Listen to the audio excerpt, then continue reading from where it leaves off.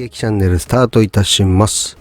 今回はですね、私の DB01 ドゥルガが一応完成しましたので、一応動画にね、記念としてドゥルガの説明とかね、後でね、説明書を見ながらの注意点とかね、そこら辺もちょっと説明動画作ろうかなと思ってやっております。で、今回作りました DB01 ドゥルガは、2007年12月1日に発売されております。もうかれこれね、13年くらい経ってんのかな。かなり古いタイプですけども、素性がかなりいいのでね、ずっと継続で販売はしております。で、昨今のね、バギーの人気の流れで、また再販の流れがされてますし、一応なんかミドルエンドのね、バギーはずっと出てないんですけれども、タミヤさんの方も今のバギー人気を分かってるみたいなので、ドゥルガの方のね、パーツとかもまた再生産してくれるっていう話も聞きましたので、今回ちょっとドゥルガを作ってみました。で、TRF501X の遺伝子を継承したハイパフォーマンスバギーですね。501っていう TRF のね、マシンがあるんですけれども、それの、サスペンション周りとかも考えられて作られているマシンでございます。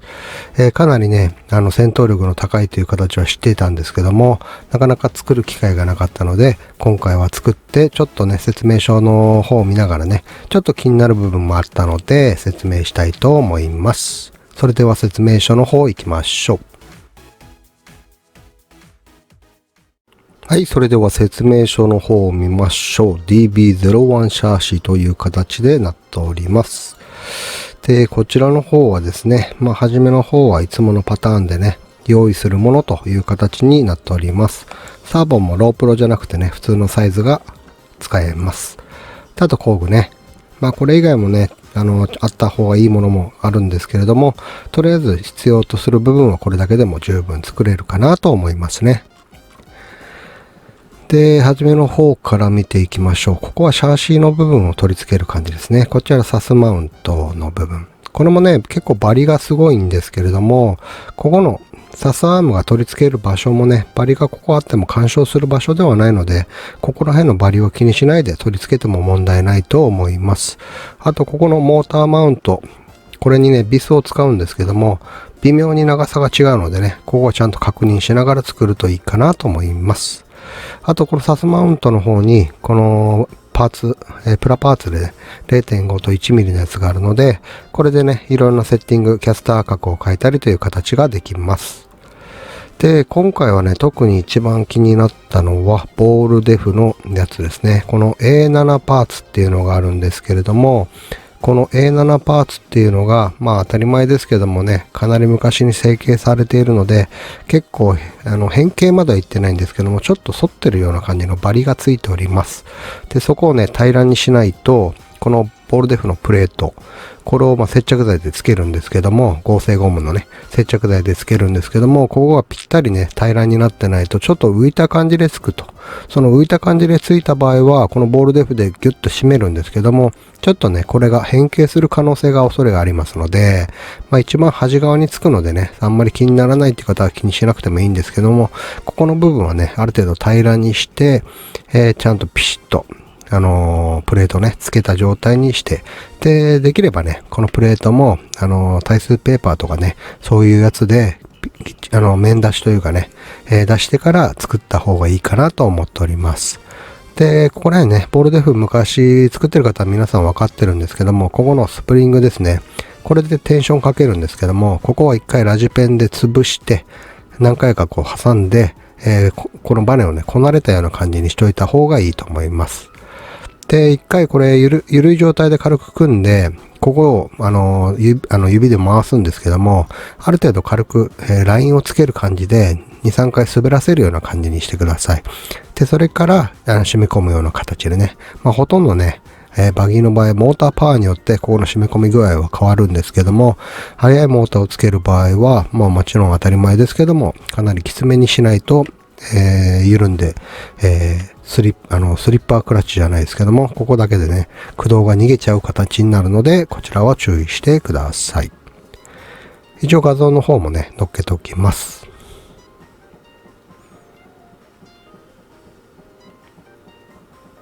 で、続いて、こちらの方とかはね、あんまり考えなくてもポンポンポンと作れていくかな。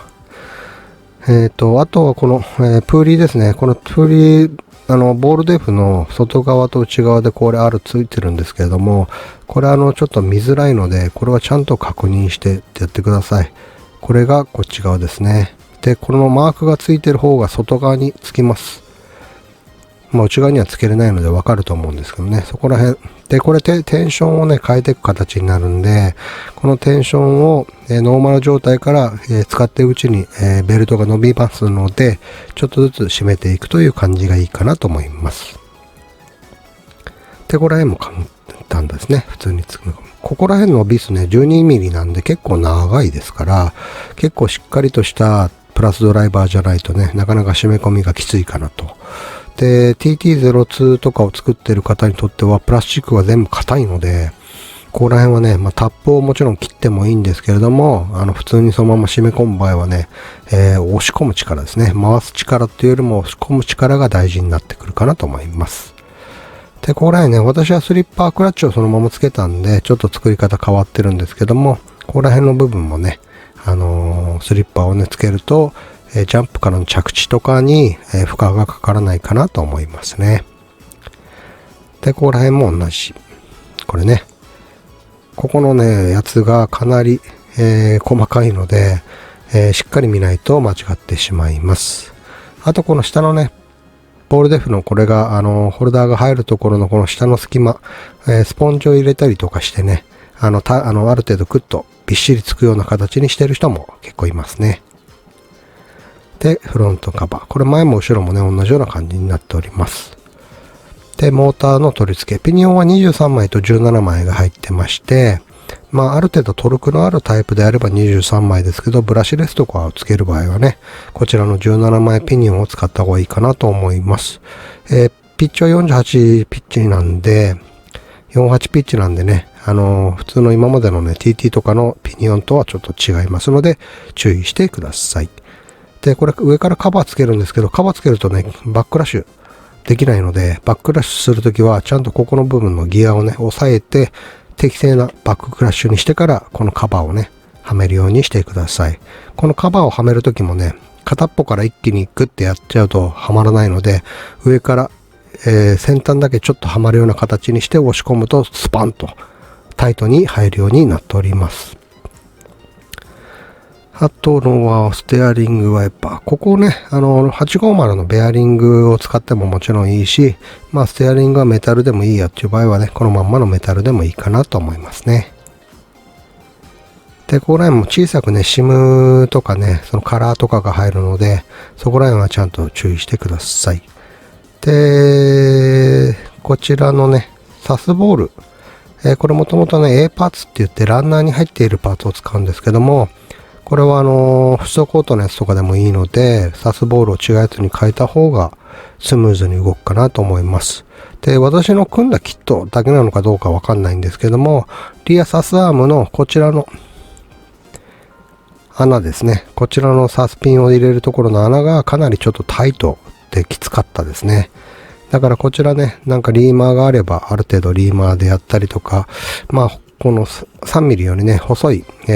丸ヤスリとか、があれば、ちょっとずつ削っていって、スルスルに動くようにしてください。ツーリングもバギーもそうですけども、スルスルにね、動くような形が適正ですね。これフロントは大丈夫だったんですけども、リアだけね、ここきつかったので、ここを注意してください。で、こちらの、アジャスターですね。このアジャスターもハードタイプがあるので、ノーマルのね、やつは、何回か取り外してると弱くなるんですよ。ですので、ハートタイプの強化にすることをお勧めします。で、こちらもね、ターンバックルもスチールタイプのやつとかもあるので、そちらの方が間違いなく、強化になっているのでいいかなと思います。で、こちらはリア周りですね。で、ここら辺の組み方ね、ここの組み方もちょっと難しくなってますので、今までのツーリングをね、組んでる方でもこのアバンテのね、感じの雰囲気なのかな。ちょっとフロントのね、ここら辺の作り方はね、ちょっと違うので、あとは気をつけるのは、こちらのキングピンですね。キングピンの差し込みが斜めに刺さってしまうと、締め込んだ時に、ステアリングの動きがきつくなるので、そこもちゃんとスルスルになるように確認してください。で、こちらもつけて、ダンパーですね。私はちょっとビッグボアを初めからつけたので問題ないんですけども、ポイントとしてはね、こういう CVA のダンパーは、この O リングをね、この赤の O リングじゃなくて、違うタイプのね、低摩擦タイプの、透明な、TRF の透明な O リングとかでもいいんですけど、それにするだけで一気に良くなるし、あとはノーマルのこのピストンロッドね、これをね、しっかり磨いたりとかするだけでも、もちろん交換したりとかしてもいいんですけど、にするだけで、実はね、CVA でもかなり動きは良くなります。